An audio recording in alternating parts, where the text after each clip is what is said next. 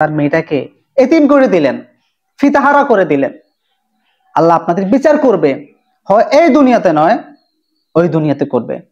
অপেক্ষা করেন। আসসালামু আলাইকুম, কেমন আছেন আপনারা সবাই?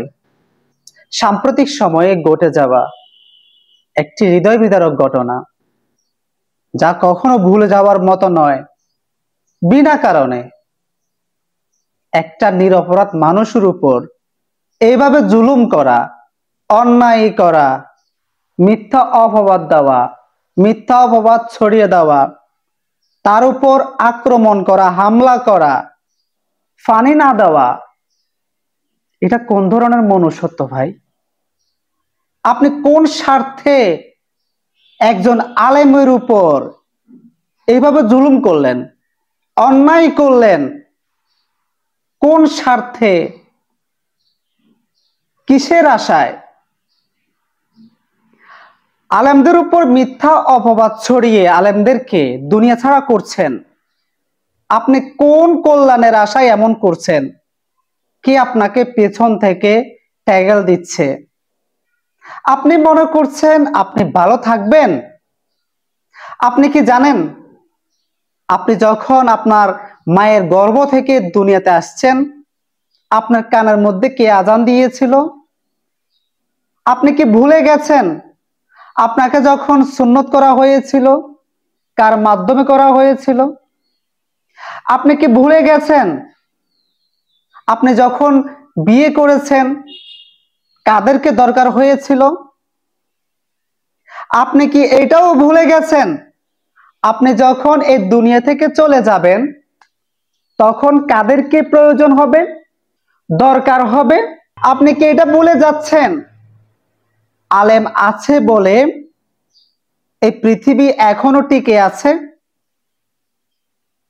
আপনি কার শেল্টারে আলেমদের সাথে এই ধরনের অন্যায় করছেন? আপনি মারা যাবেন না, আপনি নিজে মরবেন না, তখন হুজুরের দরকার হবে না? একটা ভালো মানুষের উপর এভাবে অন্যায় করতে পারলেন?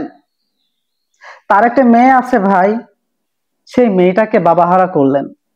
তার ঘরে তার মা আছে, তার মাকে সন্তান হারা করলেন। তার মা এখনো অপেক্ষায় আছে, তার সন্তান বলেছিল বেতন পেলে চাউল আনবে, ডাউল আনবে, তেল আনবে, ঘরের জন্য খরচ আনবে। তার মা এখনো অপেক্ষা করছে। আমার এই ভাইটার কি অন্যায় ছিল? কোনো অন্যায় ছিল না। কারণ যে অন্যায় করে তার মুখের মধ্যে একটা অন্যায়ের সিন্ডম থাকে। আমার এই ভাইয়ের মুখে কোন রকম অন্যায়ের, অপরাধের কোনো সিন্ডম নাই, তার উপর জুলুম করা হয়েছে। আচ্ছা, আপনাদের কি বিশ্বাস হয় এই ভাইটা বাক্কারের মতো এমন জঘন্য কাজ করবে বা এর আগে করেছে? যে অপবাদ তার উপর আনা হয়েছে, এই অপবাদ বিগত 2 থেকে 2.5 মাস আগের অপবাদ। কারণ তিনি একটা মসজিদে চাকরি করতেন। সেই মসজিদে 2টা কমিটি, একটা কমিটি আমার ভাইয়ের পক্ষে ছিল, আর একটা কমিটি আমার ভাইয়ের বিপক্ষে ছিল।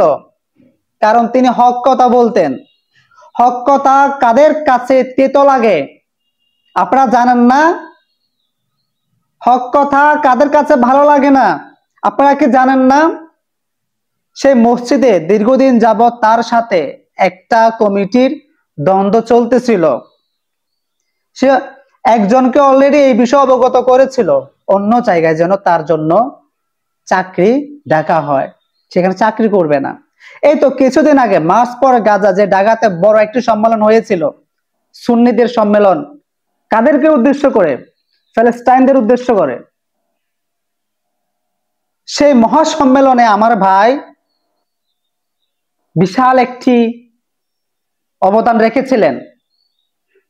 একটা বড় গ্রুপ নিয়ে সেই সমাবেশে অংশগ্রহণ করেছিলেন। সমাবেশ শেষে যখন তিনি ফিরছিলেন, তাকে যে কমিটি তাকে অপছন্দ করত, সেই কমিটি তাকে ডেকে নিয়ে একটা মিথ্যা অপবাদ দিয়ে তার উপর যে হামলাটি চালানো হয়েছে, হামলা করেছে, দেখা যাচ্ছে যে তার অবস্থা এতটাই খারাপ, পরবর্তীতে পুলিশের হাতে হস্তক্ষেপ করে। আমি ওই পুলিশ ভাইকে একটি প্রশ্ন করতে চাই, ভাই তুমি যে পুলিশের চাকরি করো, যে বেতন পাও, এই বেতন দিয়ে তুমি তোমার সন্তানের মুখে কিভাবে খাবার তুলে দিবে? এই যে আপনি যে একটা অন্যায় করেছেন, তাকে পানি দিতে গিয়ে পানিটা আবার মুখের সামনে থেকে ফিরিয়ে এনেছেন। আপনি মানুষ নয়, আপনি মানুষ রূপী একজন হিংস্র পশু। এই যে আলেমদেরকে এইভাবে নির্যাতন করে মিথ্যা অপবাদ দিয়ে দুনিয়া থেকে সরিয়ে দিচ্ছেন এক এক করে, এই পৃথিবীর অবস্থা কেমন হবে আপনারা ভাবতেও পারবেন না। কারণ ভালো মানুষগুলোকে আপনারা সরিয়ে দিচ্ছেন, আর যাদেরকে রেখে দিচ্ছেন তারা আপনার কল্পনার বাইরে কি হয়ে যাবে আপনি নিজেও কল্পনা করবেন না। বুঝতে পেরেছেন? কিয়ামত অতি নিকটে, কিয়ামত অতি নিকটে। ভালো মানুষগুলোকে আল্লাহ বিভিন্ন ভাবে তুলে নিচ্ছে, আর আপনারা মানুষ হয়েও ভালো মানুষগুলোকে চিনতে পারছেন না, খারাপ মানুষের সঙ্গ দিচ্ছেন। কেন করছেন? আপনি কি মরবেন না? আপনি কি জাহান্নামকে ভয় পান না? যে অপবাদ দিয়েছেন, এমন ঘটনা পূর্বে অনেক ঘটেছে। সব আলেম যে ভালো আমি সেটাও বলছি না, কিন্তু যারা প্রকৃত এই ধরনের ঘটনা ঘটায় তারা তো শাস্তি পাচ্ছে না। তারা দেখেন গিয়ে যে খোলা আকাশের নিচে ঘুরে বেড়াচ্ছে। আল্লাহ সবাইকে বোঝার তৌফিক দান করুক।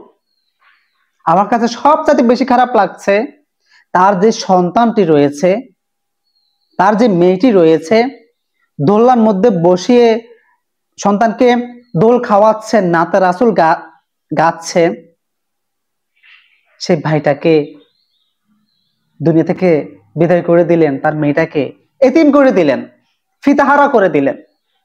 আল্লাহ আপনাদের বিচার করবে, হয় এই দুনিয়াতে নয় ওই দুনিয়াতে করবে। অপেক্ষা করেন। আমার ভাই হয়তো শহীদের মর্যাদা পেয়েছে, কিন্তু আপনি কিসের মর্যাদা পাবেন তার জন্য অপেক্ষা করেন। তার মায়ের চোখের পানি, সন্তানের চোখের পানি আপনাকে ভালো থাকতে দিবে না, আপনাকে কখনোই ভালো থাকতে দিবে না। অপেক্ষা করেন। সব ভালো থাকবেন। আবার দিনী ভাইয়ের জন্য দোয়া করবেন, আল্লাহ যেন তাকে জান্নাতবাসী করে, তার পরিবারকে যেন ধৈর্য ধরার তৌফিক দান করে। আসসালামু আলাইকুম।